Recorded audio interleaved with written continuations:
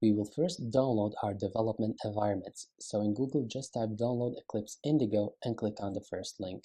And here you will download Eclipse IDE for Java developers. So this one here. And here you can choose which system and which bit you have. Also, we will download NetBeans. So here, just in Google, type download NetBeans and click on the first link here. It will prompt you on the page.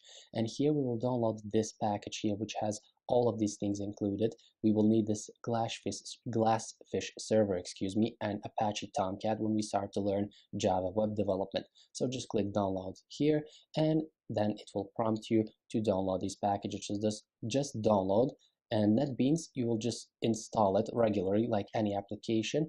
And Eclipse, you don't need to install it. It will be in a package, so just place that package anywhere, and inside of it you can just open Eclipse.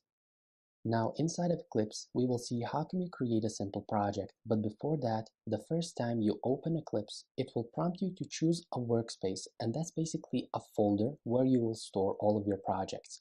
What I did is, in my Eclipse folder, I have created this work folder here and set it to be my workspace, so all of my projects will be stored here.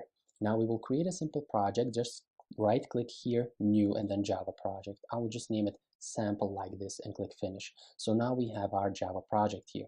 Here we have our library, which are the classes from Java provided that we will use, and later on we will learn what our classes, but basically we create objects from classes. Here in our source folder, we will store our classes, and we group our classes into packages. So let me just create one package. So just right click on the folder, new, and then package.